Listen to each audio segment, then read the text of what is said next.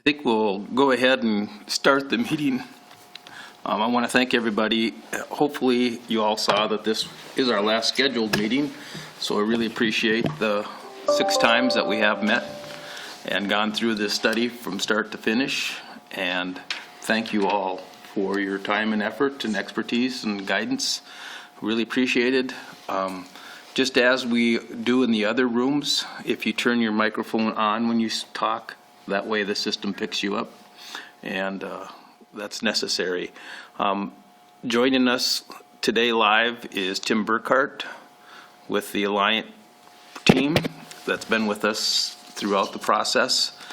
Included in your packet, email that was to you, is a presentation that we prepared based on the open house that was held about a month ago and the results from that. And we also emailed a link to the draft report for you to review the full report and get your feedback on that.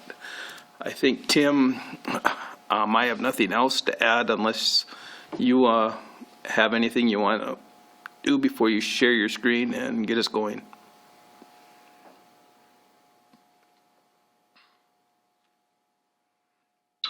No, nothing except to go ahead and do the presentation. Oh, okay. I should make sure you are aware of who's all here in the room. I'll do a roll call if you hear your name. And I see someone's coming in, so.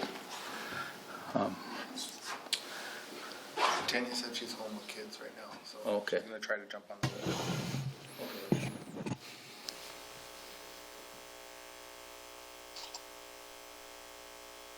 We'll just wait one moment for. To be having some issues. I don't know. Yeah, can you all see and hear me okay? You have a hesitation in your streaming. It does skip a hang on beat. just a minute.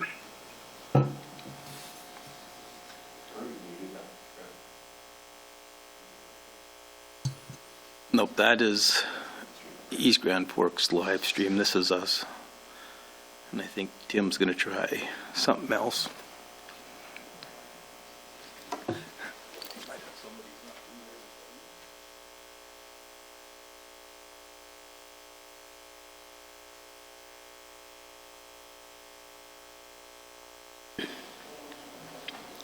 Monday morning.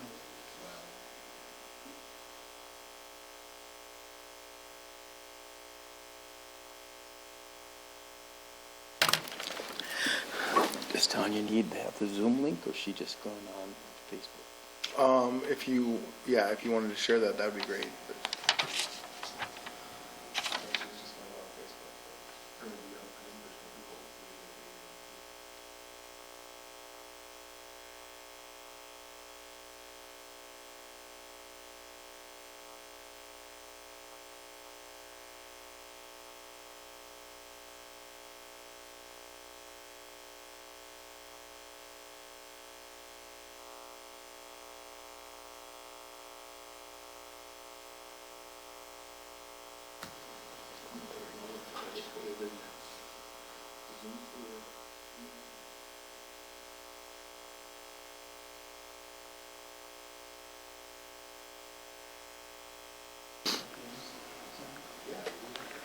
Tournament Mini-Mac.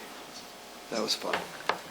So we fielded 2 teams. We had 5 on one team and 6 on the other. Hello, Terry and Hannah. Good morning. Good morning. Kids are tired. That was fun though. And Tim, are you going to try again? Yeah, it's great.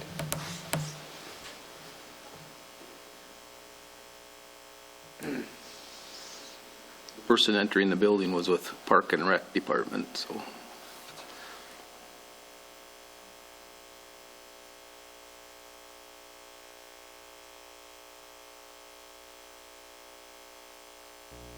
Recording in progress.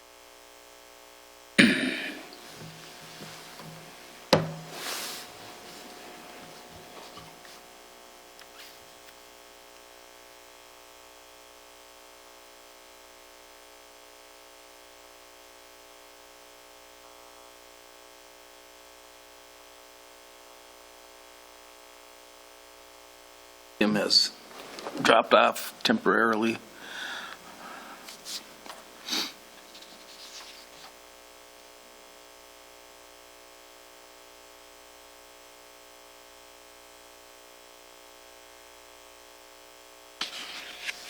Yeah, I thought the shakiness was when there was people in the room, buildings, but no.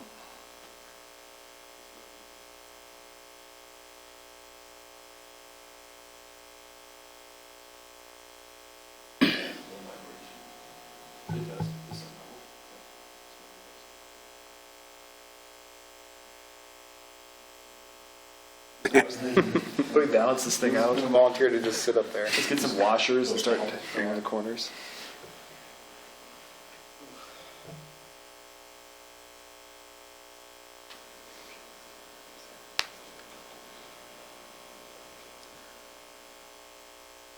The MPO's website is down. Our host had a fire in one of their buildings, and they're scrambling now to try to get all of the websites up. So I can't really link to the information from our end today.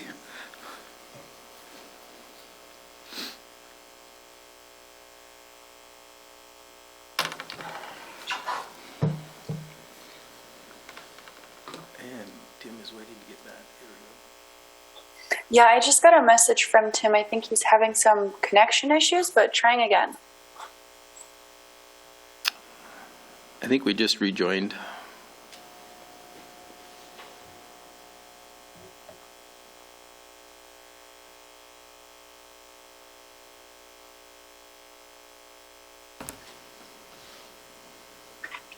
Hey, everyone. I think I'm back. I apologize. Can you hear me now? Yep.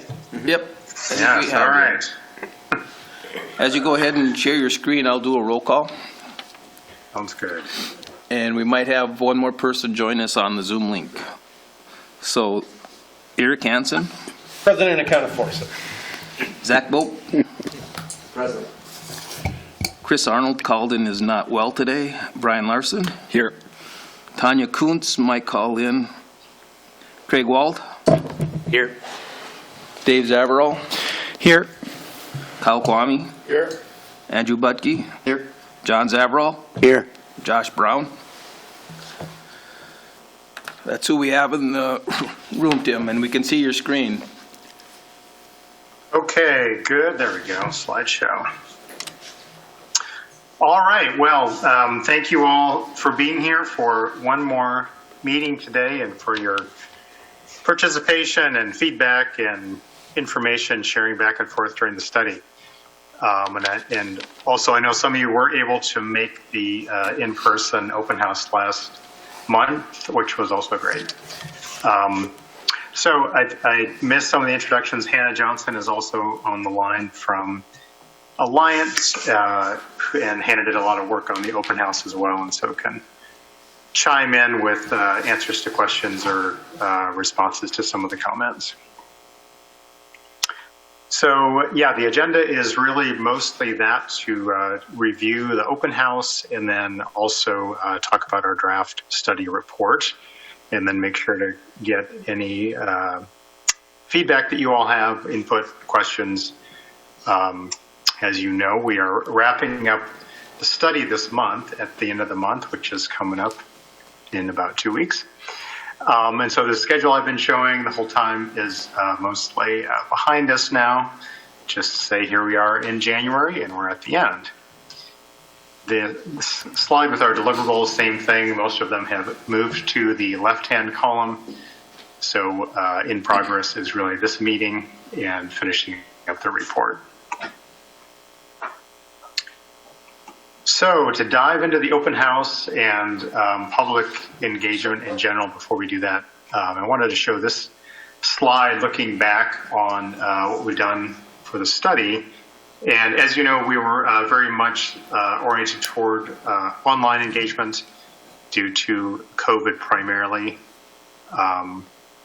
But what we see here is, I think, really successful report. If you're used to looking at some of these statistics, this is for the project-specific website that we set up last March, the social pinpoint site. Total visits is just number of visits, not necessarily unique people, which is why we have the second line there for unique users, which is tracked by, IP sort of device addresses. So close to 4,000 unique users, and then you get to that 15,000 because of multiple visits. But I think 4,000 is a really nice number. Obviously, compared to the population, it's not a huge number, but compared to what we often see trying to involve people in studies like this, it's really, I feel like we did accomplish that goal of getting pretty broad involvement. And so, as I'm sure you may have already heard on this study, and we always hear people say, I didn't know about it, I wasn't involved. It's difficult, but I think we did a good job, and certainly you all had a role in spreading the word as well. The other items aren't quite as big numbers, but we did sort of generate more addresses or people to just be on the email list for the project and for future MPO projects, which is great. And as you know, we have been transparent in sharing a lot of documents along the way, and despite their technical nature, we got plenty of people downloading those as well. As you know, these meetings have all been live streamed and also posted, so that is a different set of numbers that I don't have access to, but I know the meetings have been viewed many times. Earl, I can't remember if you have any of those numbers off the top of your head. Just some of the first meetings were live streamed. We are having over 1,000 views on each of the city's individual websites, so I don't have the latest views. Yeah, nice. Okay, so I just wanted to be aware of that in summary. Moving on to the open house in particular, open house number 2 for the project last month. Purpose really to share our evaluation results looking at the 3 options, 3 including the no build or the no new bridge option. And then also, as you saw, sharing an illustration of what a new bridge could look like at either of these locations.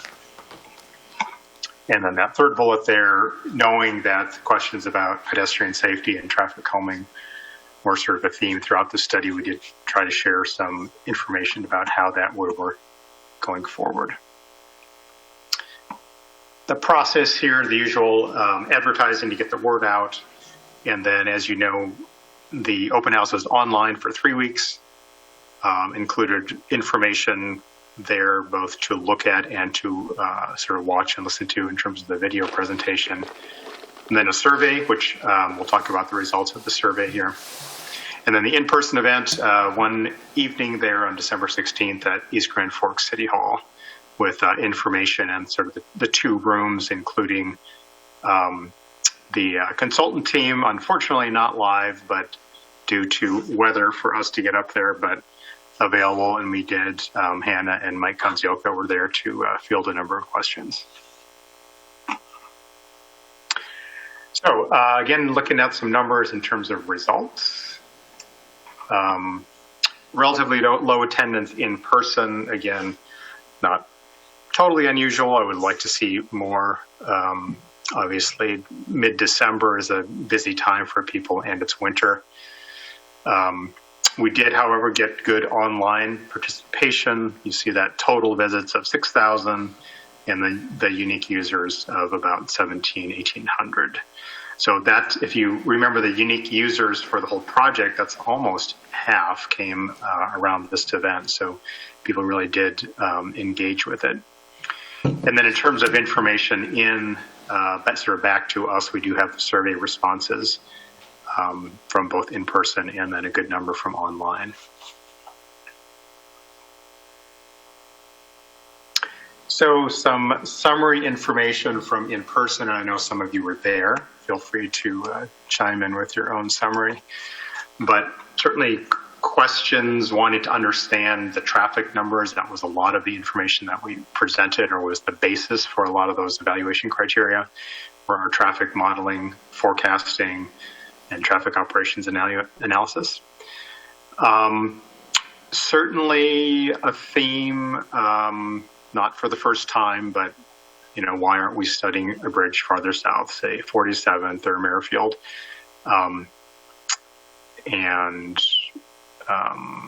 That's, I think, there's obviously no needs for multiple bridges, and then it's easy to imagine that the answer is somewhere, farther away outside your neighborhood. Couple little discussion on economic development at the in-person event, sort of what is the benefit of the new bridge, and whether sort of how the benefits from between Grand Forks and East Grand Forks were taken into account, which, as you may recall, that was really a high level from us. We did not do an economic analysis, but rather assume that increased mobility and accessibility is a positive on both sides of the river. And that's certainly theme, as we've seen all along from 32nd Avenue neighborhoods, concerns about increased traffic, school crossing safety and traffic flow in particular, and then traffic on residential streets and driveway in and out, and that type of, again, sort of traffic flow concerns. How will this work in front of my house or property in my neighborhood? Coming up on the next slide, we'll sort of go into the summary of the online comments. And, the slides to come is everything combined, but really, almost all of the comments, given the numbers, were from the online participation. So we asked just a handful of questions. The first one was, how well do you feel each alternative meets the project purpose and need? And as I said at the TAC meeting last week, it was a little bit of a trick question. That's not quite the right word, but technically, the purpose and need is what we use to sort of develop the alternatives. And so the evaluation criteria gives the technical answer for how well they meet the purpose and need. But we just wanted to ask Bill, what do you think? What's your interpretation of sort of the needs and how well we've addressed them? So you see these three sets of bars in the graph. The first one is for no new bridge.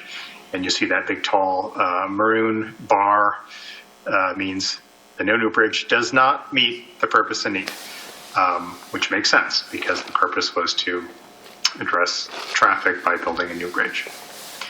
The next two sets of bars are for Elks Drive and 32nd Avenue, respectively.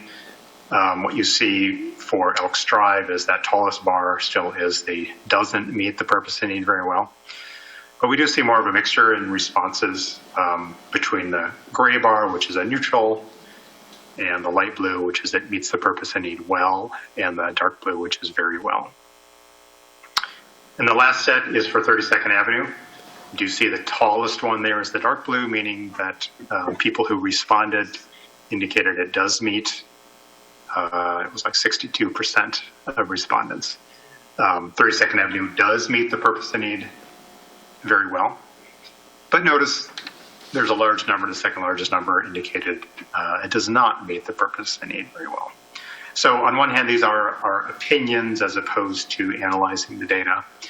And as always, as you know, when we have an event or we send out a survey, it's biased by the people who choose to respond as opposed to those people who don't. That said, several hundred responses here is helpful information. So I think this is useful, and I guess to me wasn't necessarily a surprise in that there is interest in 32nd Avenue and leaning toward it, but not universal by any means. And plenty of people that are either don't like any of the options or don't feel a new bridge in this area is the right answer. Question number 2, trying to sort of take people with concerns and channel that into something constructive. So what would you change, if anything, to improve the performance of each bridge option? We did not get a lot of responses. It was the type of question that you had to think about, but I think the ones we did get were useful. So for Elks Drive, 24 people wrote us something about an improvement, and the themes that came out there were really around the local streets, improved traffic control at intersections, suggestions for a signal or a roundabout. Handful of comments felt that the elevation of the bridge overall should be increased. And then modifying the Grand Forks approach, again, a couple of comments which relates to sort of where or how it would land on the Grand Forks side. 32nd Avenue, we got a few more responses, 37, and some similar themes, as you can see, but certainly that consistent attention around pedestrian safety and school safety, in addition to sort of traffic control at intersections in general. Third question is the straight-up question of which alternative do you prefer? Sort of mirrors that first question in a way. We saw 56% with 32nd Avenue, but then the second highest number was 27% for no new bridge at all, and then 17% for Elks Drive.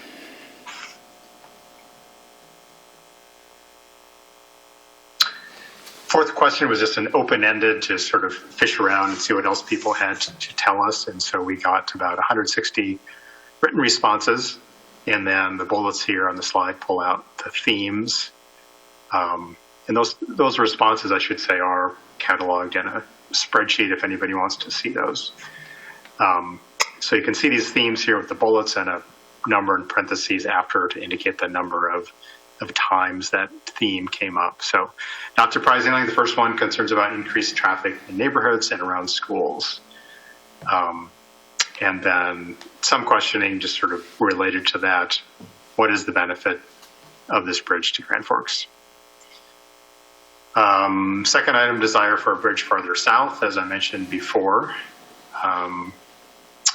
And then balanced against the third item, which was enthusiasm about a new bridge, new connection across the river. I think often you see that comment as in, why haven't you done this already? Build it today, let's get on with it. Good questions about funding. Where will the money come from, and to what extent will the cities have to pay for it, and then sort of how much for each city? Questions we don't have precise answers to at this point. Flooding, not surprisingly, still, well, both impacts to the flood system. Wanted to make sure there's no adverse impacts there. And then I think some questions about should the bridge be higher. As you know, the medium elevation bridge still has some small percent of flood impact as opposed to the high elevation. I think we've seen the adverse impacts of the high elevation bridge are probably not desired, certainly not in these locations. Finally, concerns about impacts to the Greenway. And I should mention that we're aware of at least a couple efforts by individuals or groups to get the word out, which we appreciate. One of those was Safe Kids Grand Forks, focused around school safety. So I think that certainly brought in some additional comments on that theme. And then the Greenway organization also had a nice article that they shared with their membership list. This next slide is just kind of a fun thing we like to do, a word cloud. If you take all those survey responses, what are the most, the biggest word on the page is the most common. So bridge, not surprisingly, and maybe not that helpful. But if you look beyond that, you know, traffic is the one that comes up after that. So I think that's helpful to see and not surprising. And if you look a little bit beyond that, you certainly see school and schools coming up. Next after that, we see neighborhoods, and other ones. So it's kind of just a fun visual, but also is helpful to just see the information in a different way. Then finally, we did do some demographic questions, which are mostly interesting and also help us see sort of who we're reaching and maybe who we're not reaching. So you see here on the screen in terms of race and age and gender in the graphs there. And then we also ask questions about language, disability, and public assistance, which are both useful. And then also, as you know, the MPO is, or you may know, MPO is required to include those questions. Finally, we ask how people heard about the event, which helps us know how our efforts have worked. And so you see in the graph specific questions that we asked people. So we see internet was the biggest vote getter, mailing, which was not the MPO, but might have been others, newspaper, and then the last and second tallest bar there is the other item. And so if we see that combined with the advocacy group item, it gives us some information on who was getting the word out. I mentioned Safe Kids Grand Forks, emails, including from the MPO, social media, neighbors, neighborhood group, ad hoc group, and Greenway email and newsletter. So I believe that is it for the open house. I guess I'll pause here to take questions or comments from all of you.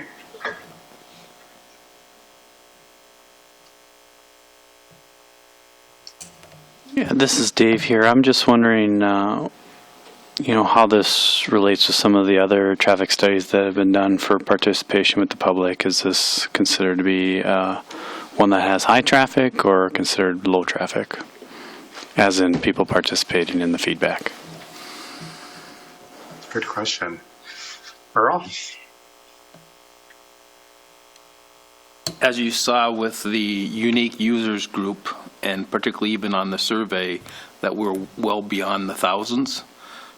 That's probably 1,000 more people than typical.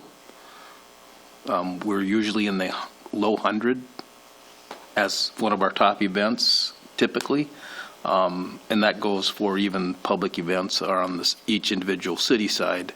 Frequently, a public hearing has quite a number of fewer people involved in the meeting.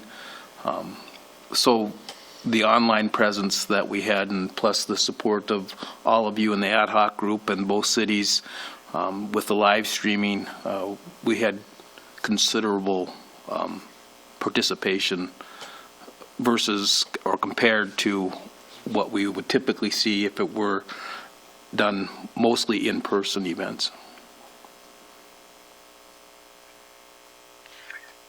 Yeah, good question. I guess you all may have your observations too from the last year and a half or 2 years, but I think the sort of online participation is here to stay, and I think it actually has been positive in more people getting used to doing that, and so we're getting more involvement than we were beforehand.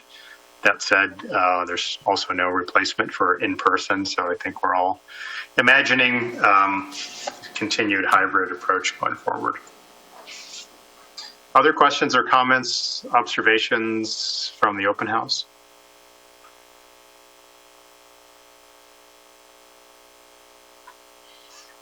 Everybody wondering what they're doing at this meeting on MLK Day? Tim, I think all of the individual comments are included in the appendix of the report that was linked to them. Right. Yeah.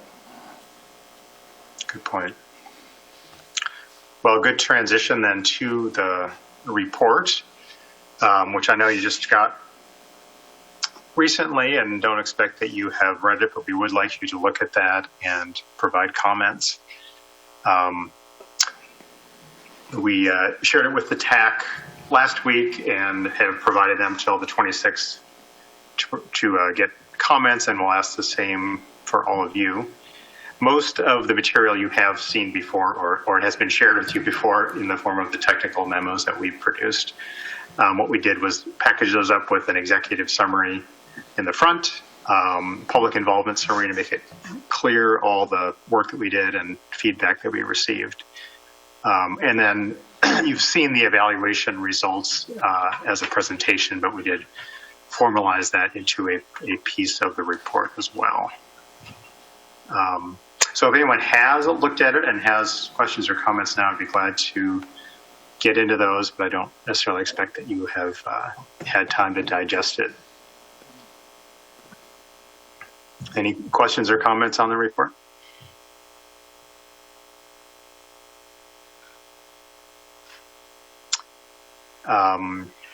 Okay, well, again, look forward to your comments to make sure there's nothing missing. Again, the technical work has been checked, so I'm not expecting there's any issues there, but do appreciate you taking a look at it. Again, in terms of our schedule on the consultant side, we are finished as of the end of the month, and we'll have the report finalized and posted to the project website by the end of the month, so that can be viewed. So that's the last slide. I'd be glad for any other feedback, sort of in terms of the last bit of work that we've done, or certainly also on the project as a whole, or also questions or comments about what's next.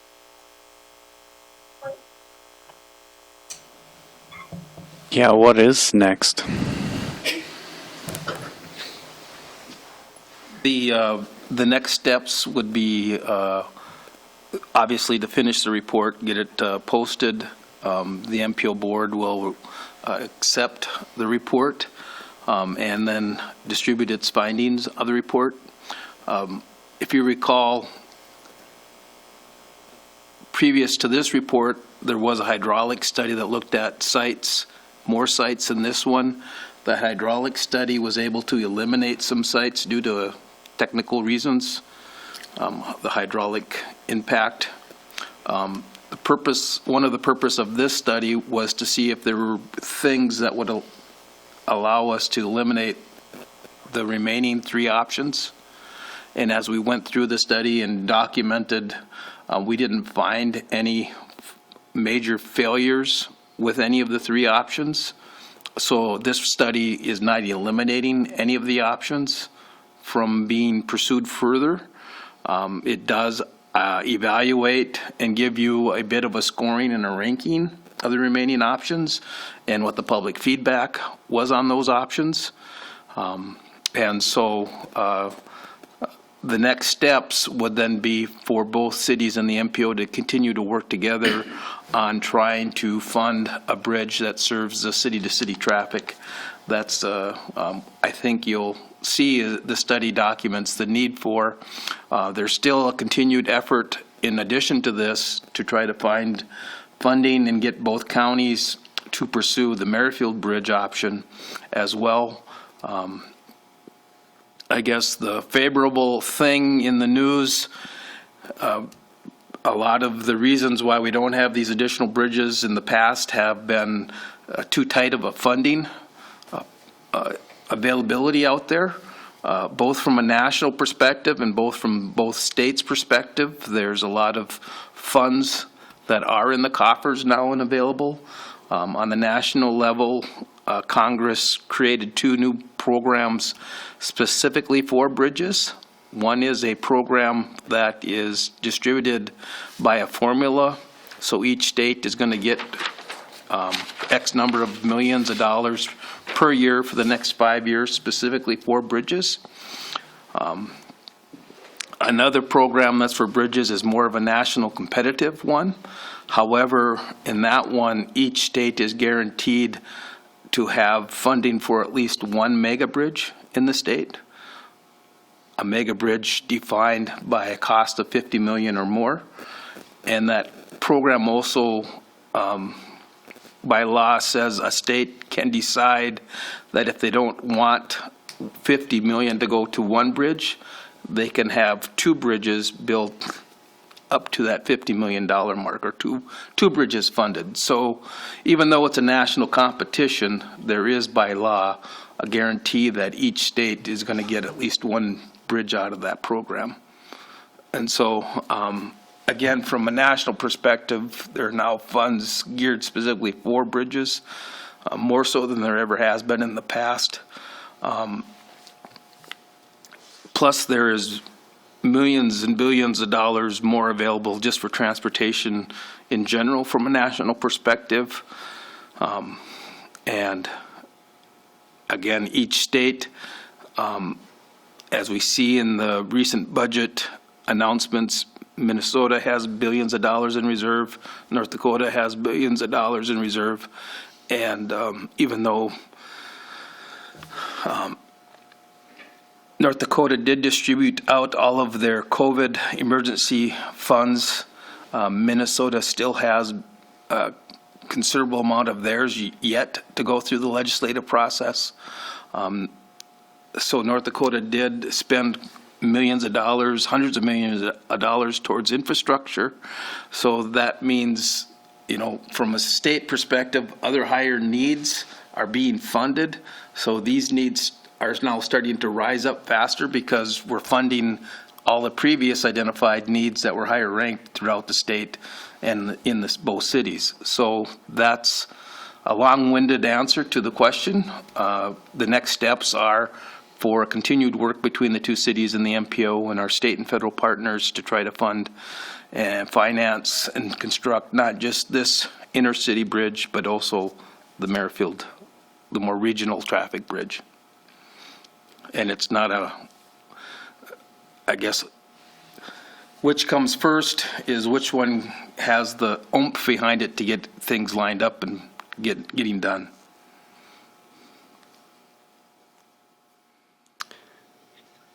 I have a question for you. I'm sorry, I'll let you finish. I was just going to say, good question, good answer. Go ahead. Yeah, a question for you, Earl. Throughout this process, I guess I was hoping to see the no bridge option kind of fall off. Speaking personally here, and maybe we would carry forward with these two options. What was the criteria that we would have had to have hit for that no bridge option to not continue into the final report? Really, the do nothing or no bridge option is carried through the project development process. So it's very difficult. We're not through the project development process, so it's very difficult to eliminate it at this point. It serves as a baseline, right? Yes. Yeah. Yep. Baseline comparison, I guess. Yep. So what it has done so far is just shown that there are tens of millions of dollars that would need to be spent primarily in the city of Grand Forks for the traffic needs that we're forecasting out into the future by having a bridge either at these two sites. Those tens of millions of dollars are shared most likely equally between both sides of the river to solve the transportation congestion that we're forecasting. And primarily that congestion is occurring on the North Dakota side.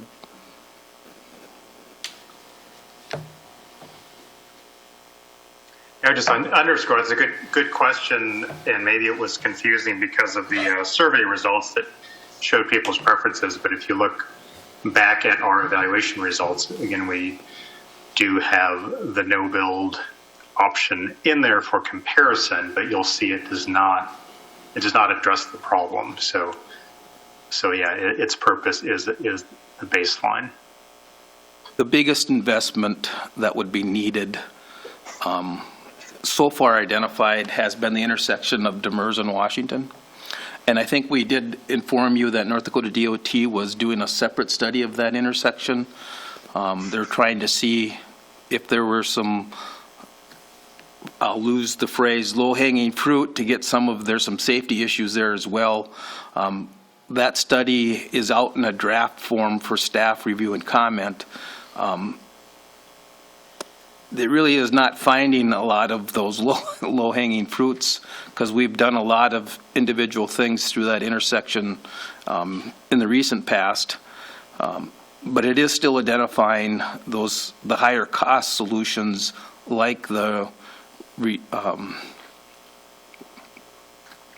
I'm escaping the name of it. Yeah, me too.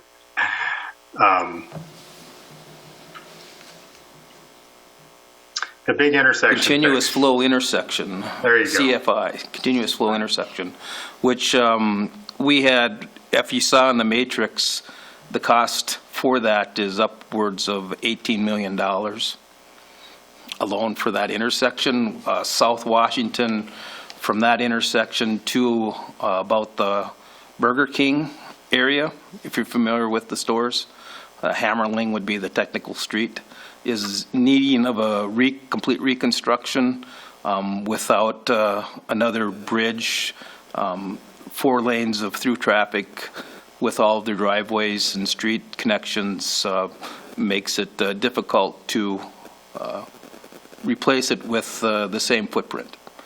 And that reconstruction, we got a temporary mill and overlay relief on it, and it was meant to be just a temporary relief to give us another maybe 10 years tops. So that's going to be something that's coming up pretty soon. Again, as on the Grand Forks side, is the Demers Washington intersection, not just capacity issues, but there's safety issues at that intersection as well. And then the reconstruction of the segment of South Washington from Demers south to where it divides to a divided 4-lane, which is at about Hammerling or the Burger King area.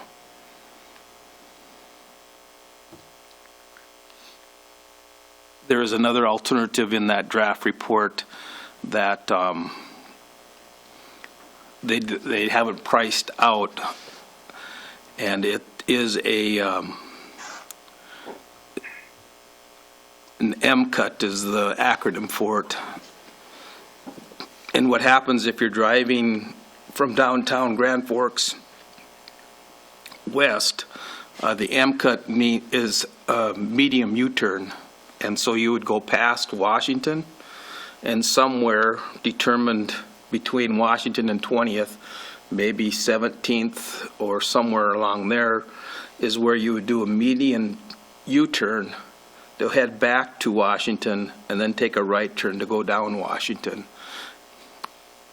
So that's another alternative from a capacity point of view, has the ability to have a level of service that's acceptable, but it's more in use across the nation, particularly if you're in the Michigan area, Illinois areas.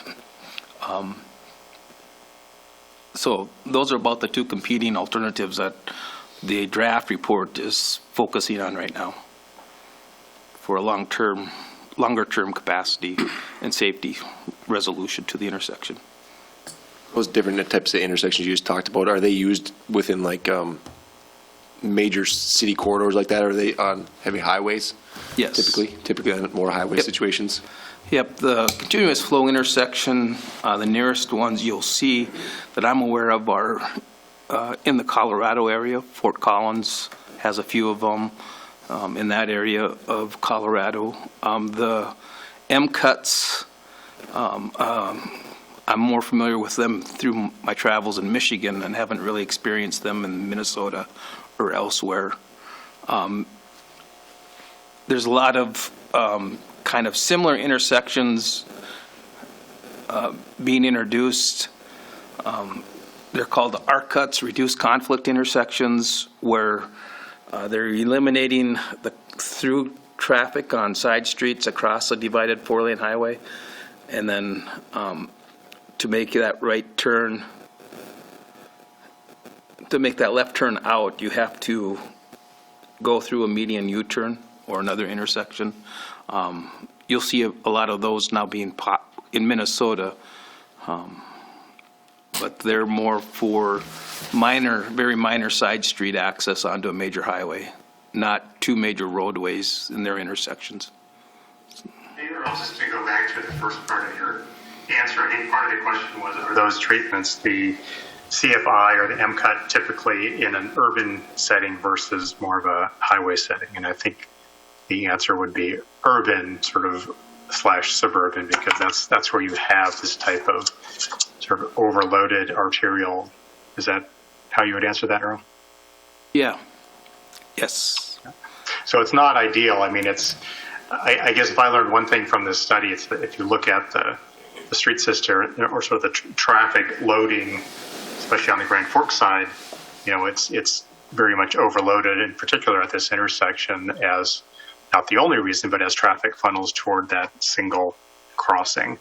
And having an additional crossing within the city limits to the south pulls part of that traffic off, such that the improvement needed at Demers and Washington is less. That's not to say it's all gone, but definitely we get this overload on a couple of, on Washington and Demers in particular, in part just because everything concentrates up in that sort of north area and heading east. Yes, and it's, the last piece of that draft report that's out is confirming yet again that the intersection of Demers and Washington has the highest volume in the state of North Dakota still. And North Dakota DOT did do a massive counting program in Grand Forks in 2021. And I guess we're starting to see in the preliminary numbers that that traffic that is taking now the Point Bridge and utilizing Belmont to 32nd movements, or Belmont to 13th Avenue, Belmont to 8th Avenue, is higher than it was the last time we counted those corridors. And it's not official counts yet, but the preliminary data I've seen is that it's sort of our model is assuming or forecasting that trend, and then the recent counts seem to be supporting that activity that's taking place. I think that's a good segue into some of the comments that I had on this in general. What the data has shown me is that either bridge location is going to drastically increase traffic in designed residential areas with tons of driveways, tons of people, and that's not a fact that you can overlook. As soon as you open that bridge, it's not going to be gradual increase over time like you'd see with a no bridge option. It'll be immediate traffic congestion in high residential neighborhoods.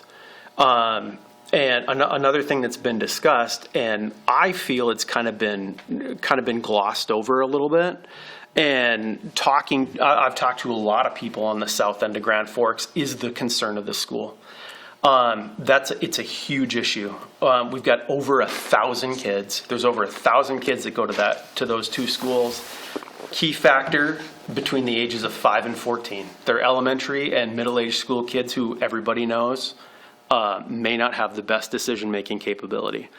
And according to Appendix B on the report that was on the website, traffic on 32nd Avenue will increase by 74%. That's a huge number. That's a lot of those kids in that area walk and bike to school. And it's the largest concentration of young school-age kids in this entire region. And you're talking about massively increasing traffic. I don't debate the fact that we need a new bridge. We absolutely do. And there's a great option on the table for Merrifield. What happens as far as, and Earl, I may be wrong on this. Were there any modeling on what would happen if there was a Merrifield Bridge? Yes, that was previously done. Okay. So as we sequence back, we have this study, we have the hydraulic study, and then prior to that, we have the Metropolitan Transportation Plan that identified that does go back. the other sites. Yeah, and I thought that I had seen something. Oh, yeah. That's what it is. And so we're forecasting that with Merrifield, it does not attract enough traffic that wants to be between both cities to be a relief. So again, I'm gonna refer back to that Appendix B, which is in the report here. This bridge creates a lot of problems, creates immediate problems. The Technical Advisory Committee has asked a lot of questions. I don't know if you guys read those notes, but they've recognized that, and that Appendix B really shows it. That on 32nd Avenue, 24th Avenue, Bigland, and Reinhardt are drastic, negative, immediate effects. They immediately go red as soon as you open that bridge. So I guess my question is, why on earth would we spend $35–40 million plus to create additional problems? That will happen.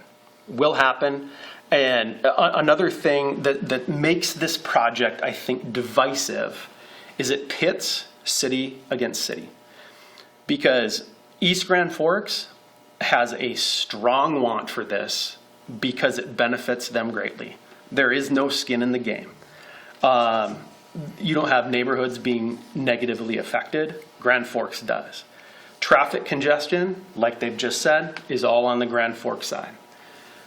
That's why you see a lot of people, especially on the south end, it'll dramatically change the traffic patterns on the entire south side of Grand Forks.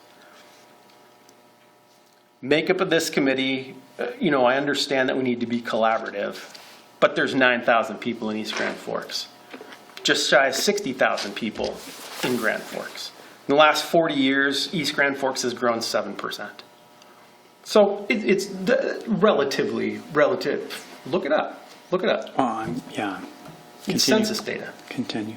Grand Forks has grown 35% in the last 40 years. I don't have a crystal ball. I don't know what it's going to look like in the future, but I think it's safe to assume that those trends will probably continue on a similar path at least. I'm going to go back to a comment that I made the very first meeting of this. The purpose of government is to provide benefits to all. And I really look at this as akin to the medical, first, do no harm. And an inner city bridge in these two locations does a lot of harm to a lot of people. And getting to target 3 minutes faster for people in East Grand Forks, I don't think that I don't see that as worth it.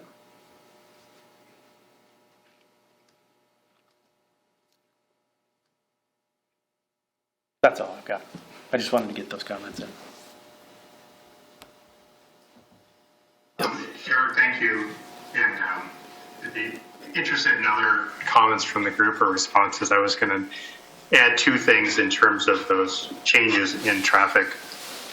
What we tried to do in the study was be transparent about that, where traffic would increase, which is why you see those long tables, and we use that coloring to kind of highlight it. So when you says it goes red, that's what that is for.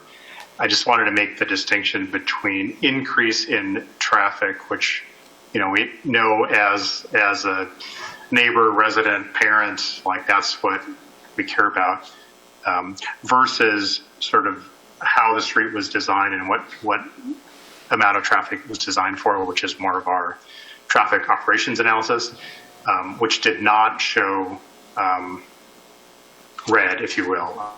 It showed all the streets operating as they were designed for. So that's not to take away from your concern about the change in traffic, but I think it is important to see it as both of those things at the same time. It's an increase, but it's not an increase that's outside of sort of from that traffic engineering perspective. I think I had one other point, but I'll leave it. Well, I guess I do remember your comment about above all, do no harm. And I guess my sort of twist on that would be when you do a project like this, not everyone receives the same benefits. So it's a little bit more, certainly the goal is not to do harm, but the evaluation process is to weigh costs and benefits at a sort of regional level or at a citywide civic level. So that's not me providing an answer for what to do next, but I think it's unfortunately with projects like these, it is usually not that simple in that it's not the benefits aren't the same. So again, in the study, we did try to look at where traffic was heavy today and where there would be relief from the bridge, as well as where there was less today that you would see the increase. So anyway. And Tim, I want to commend you and your group for providing that data, because it was a big lift. There was a lot of stuff that went into it, and I've been fascinated by the process. I haven't been a part of something like this before, It's very interesting. There's an awful lot of stuff that goes into it that, I'll call us regular citizens don't get to be involved in very often. Or I shouldn't say that. Many people choose not to be involved. Because it's pretty esoteric out there stuff that we're not used to seeing. But I'm happy that I've been able to be a part of this. I've been fascinated by it, and there's a lot of tools out there that, I think a lot of people are more well-versed on than they previously had been. So my hat's off to you. I think you guys have done a good job, Tim. I appreciate that. Appreciate you've been paying attention, which was your job. I did want to make one other point, which I know we've talked about before, in terms of the do nothing option and just the fact that traffic will increase regardless. And so for those concerns around schools in particular, I think that issue has registered as a concern today with today's traffic. And without building a new bridge, it will continue to increase. So I would certainly recommend that those issues and locations sort of stay at the forefront to be addressed, understanding that while more traffic would exacerbate those issues potentially, it's not like it's an on-off switch only if you build a new bridge. Other questions, comments, or reaction to any of Eric's points? Yeah, just a few comments, I guess, to kind of rebuttal here to Eric, and I certainly respect your right to have your opinion. Oh, absolutely. This is always meant to be a discussion. Yeah, there's no such thing as a right answer. Yep, to this and I fully understand where you're coming from the neighborhood where you live. As you might expect, I have different absolutely. Different comments coming from a different side of the river, of course. But I would just like to address a few of the things that you said. I don't believe that we have a city versus city, state versus state rivalry kind of brewing here among this bridge. I do believe that it's a local neighborhood versus a greater community difference of opinion. As the impacts of the build no bridge and the traffic are really felt up and down the Washington corridor, not necessarily in your residential neighborhood. I don't think it's necessarily fair to say that there's Grand Forks residents who are not in favor of the bridge. So I think that there are, because if you look at the data, the greater community is going to see the net benefits of the 32nd Avenue Bridge. Of course, your neighborhood would accept and receive most of the negative impacts as that bridge cuts right through a residential neighborhood and right past schools. No one's arguing that. But I think that that's important to really focus on so that we don't create this kind of divisiveness between our two communities, because we've done a good job of looking at this as a whole, and the bridge does have a net benefit to East Grand Forks. I mean, that's very obvious. But the negative aspect, I think, is really hyper-focused into your neighborhood. And unfortunately, the ramifications of not building the bridge are felt throughout Grand Forks, not necessarily where you guys live. And then just to comment on the government's job to do no harm, I think another way to look at this here is if we don't build this bridge and the traffic problems that we believe are going to happen are going to be felt through this greater community that we have here, simply just to appease a local neighborhood who does not want this bridge. I mean, that would be potentially government playing favors to keep the people happy who don't want the bridge in their backyard. But it would benefit everyone in this greater community of 100,000 people or so. So that would just be kind of what I'm bouncing back to you after what I heard. Sure, yeah, Yep. absolutely. Yeah, thanks. Others? Discussion, questions, comments? I'll say something. Yeah, I mean, as far as that's really well said. I agree with that. I mean, I think when you're talking about, you mentioned the Washington corridor, right? I mean, the other corridor is like basically right where I live, right? And near the school that my boys will go to school. So, when we look at these numbers, like, yes, there might be, building a bridge at 32nd specifically might have harms, if you want to call them that, right, focused in one area, but I mean, we shouldn't be under the illusion that the do nothing option is like the do no harm option, right? Like there are impacts to that choice, and those are going to be concentrated in certain places too.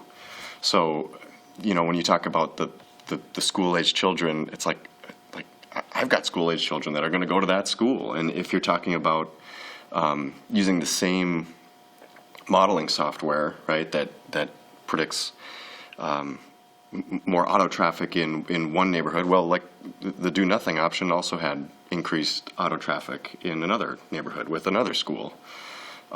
So I think it's important to point that out, right? Like there is like a broader community benefit. There might be like hyper-local, neighborhood impacts that are detrimental. And that is also true, I would say, of the do nothing option. So I just don't want us to lose sight of that. No, that all those are correct. Yeah, and that's also why, at the previous meetings when, even though it sort of risked getting outside of the initial scope, there seemed to be broad consensus to hey, elected leaders, we need to keep an eye on the traffic mitigation, that's just outside of these areas, right, that are just beyond the bridge. If we're talking about auto traffic specifically, and particularly how they interact with the school zones, right? You need to look at that too, because that is a big factor. So, yeah, that's all. Thank you.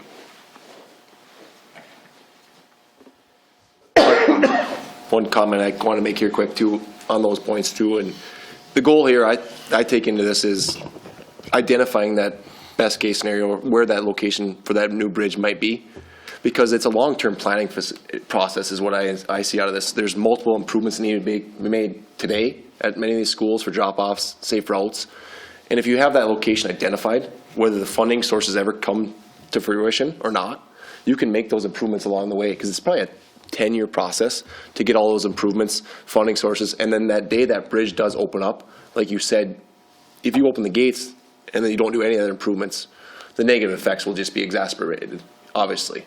But it's a planning process to go through that to kind of take care of some of those more immediate safety concerns that we all have. We've heard that from different neighborhood groups and different school entities that have that concerns, and we all have that concern, no matter what neighborhood you're in. Obviously, the Big Lynn roundabouts in my neighborhood, same safe routes to school, stuff like that. It's having that planning goal in mind to look forward 10, 15 years from now when this may actually, the bridge opens for traffic. Are we prepared for that? And to get prepared for that, we need to identify these other intersections that need improvements first. I guess that's one comment I wanted to make, and that's trying to identify the final location. So, thank you. And I think that's a key point, and I think it's one of the things that this study did a good job of doing, is highlighting some that I think people didn't realize this could be a problem. And I've made a comment before in this too. If something like this does go forward, these cannot be treated as separate projects. Absolutely not. Because then you get yourself into a situation like that where you open a bridge and then everything is just snarled terribly. So in my mind, this needs to be treated as one. If something goes forward, it needs to be an overarching one big thing where improvements are already in place. Well, I guess is this the on position? Is it already in the on position? Okay, I'll chime in a little bit. I've been asking people to introduce themselves just for the audience, so if you wouldn't mind. Kyle Kavami representing the Grand Forks City Council. My ward is represented, by the 32nd Street and 32nd Avenue. I feel like the I want our community to move forward. Let's just step back. I look at the growth that Fargo has versus the growth that we have, and I feel like a lot of it comes down to what is our leadership doing to push forward? How are we becoming a welcoming community that is going to welcome businesses and people alike, right? And for me, like looking at our interchange and that we don't have interstate access like through the city, for me, that's just like, oh my gosh, like what kind of message am I saying to like people to like, hey, come check out Grand Forks, just exit Thompson and then drive for 8 miles to come visit me, you know? And so I think that same analogy goes for our connectivity between Grand Forks and East Grand Forks. And I think that to see my wife's cousin who lives on the south end of East Grand Forks is like a 20-minute drive. You know, and then when the river's frozen, he can ride his snowmobile and be in my house in like 3 minutes. And so it's like, man, this just doesn't make sense. So my issue primarily is that 32nd, I think with the access to the highway, I feel like 32nd is just going to become a commercial, you know, thoroughfare. You know, like I just feel like it's just going to be so much traffic. You know, if I think of someone that's going to go to East Grand Forks from anywhere on the highway, they're going to exit 32nd and drive through the neighborhood. And that just, for me, it's like, it's too easy. So I've had this conversation with some of you guys before, and it's just, I feel like the Point Bridge replicated at Elks is a connective artery between the two cities, but not something that outside would just say, oh, that's the easiest path to get there. And, you know, you look at Elks and what the dike did, and right, we've already gotten rid of all but one home there. And the person that lives there is all for an Elks Bridge. So it's like if we're able to divert people from Point and divert people from that school that would normally just cross the bridge, hop on Belmont and drive south to 32nd anyway, I don't think it's the best solution, and I think that's why it's the better solution. I think the best solution is going to end up causing undue harm disproportionately to one community versus another. Whereas if it's kind of a pain for East Grand Forks, then it's kind of a pain for Grand Forks. And I feel like that's just, to me, it makes a lot of sense. I think it's unfortunate the seismic studies didn't let us pursue 42nd or 62nd, 47th or 62nd. I feel like 62nd would have been amazing if that worked out. I know that's on the edge of both towns, though. You know, maybe it's a little bit further on the edge. But then 47th, I mean, we're going to get an interchange on 47th. It's going to happen. The study's going. It's going to happen. You know, it's been a long talk, but this is going to happen this time. So if we could have had a bridge there, yes, there's some communities there, but I think there's only like 4 houses. Now, those 4 houses would probably put pitchforks in my yard for saying this, but like those 4 houses versus all of 32nd Street and the schools, like I know that option was too expensive, but I think that would have served the purpose better in the long run, looking at the highway and looking at access to I-29. Anyway, so long story is that I'm supportive of Elks. I'm not supportive of 32nd because I just don't think it's enough of a compromise. I think it's too beneficial and it could do too much harm. And I feel like everybody's got to hurt. So that's just thoughts there. I think no matter what, we need to connect the communities. It's crazy that it's a 25-minute drive to see my in-laws, you know, when we're so close. So anyway, that's all.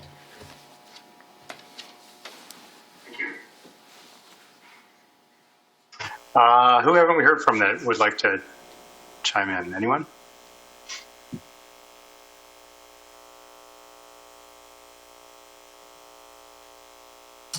This is Craig Wald. I'm representing the East Grand Forks Bigland neighborhood. I heard everyone's comments and have a lot of the same concerns and comments myself, but I guess the only thing that I would just say, since some people have said some recommendations or what they believe is the right option, I'm just simply going to say that from my point of view, I am behind the 32nd option as the best alternative. That's all I have. Thanks. Thanks, Craig.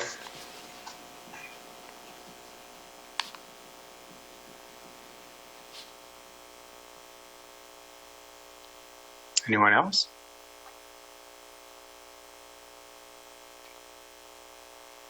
John Zavril here. I want either bridge, and I just hope this doesn't stop. That's what I'd prefer. Thank you.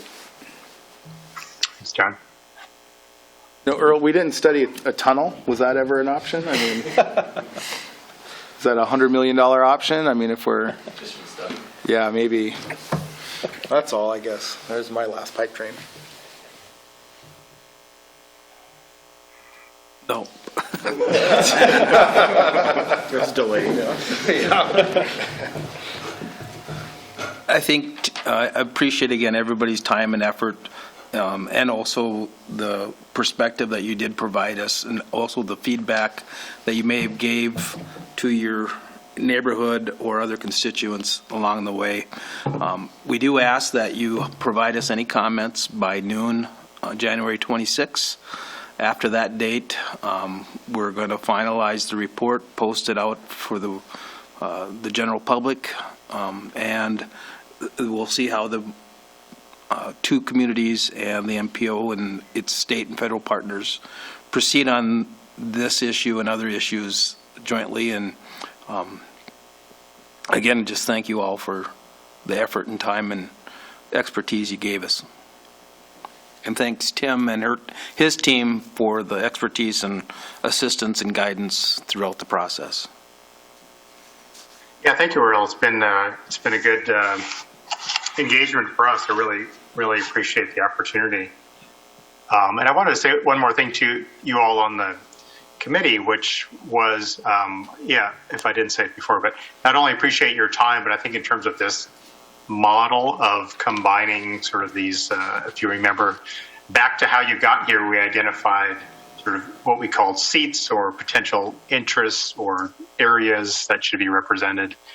From my perspective, that worked well and it was helpful in including sort of the combination of where you all come from or who you represent, from neighborhoods to sort of organizations, business, and then to the councils.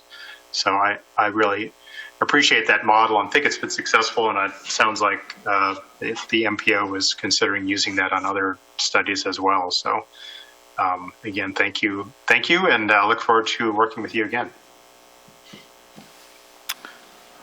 If there's nothing else, we'll adjourn. And again, enjoy the rest of your day, and thanks.